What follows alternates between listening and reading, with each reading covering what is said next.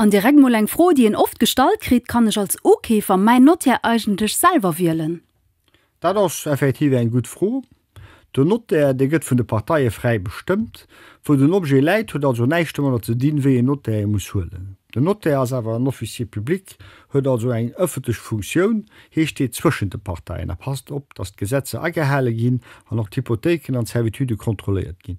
Kompromiss ändert hier aber neicht. Hier setzt dat wat Parteien ausgemacht hun no an setzt dann im gesetzliche Kader um. Der Notar ist also net enger Parteiieren. Nee, das Allpartei kann noch eventuell hier Notar do wählen an noch einen zweiten Notar mat bringen, das net verboten, das einfach so wie die Parteien dat aufgemacht hun.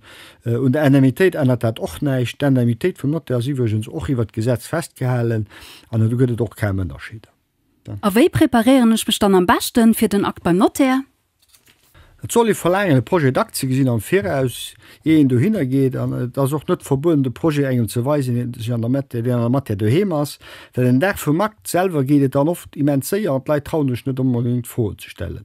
Iwergens gehet doch zu der Aufgabe vum Immobilienagent erst zu beglede fir zu erklären, wat der Markt steht. Markt beim Not soll jo eng positive Erfahrung sinn, soll jo versichern, dass der Markt herauskommen an net nach 100 Foen opstunden. Am besten kä den alles am Fairaus, dann als Dënnerschrift nimmen Formalität an du kann ich op de Pad frieren.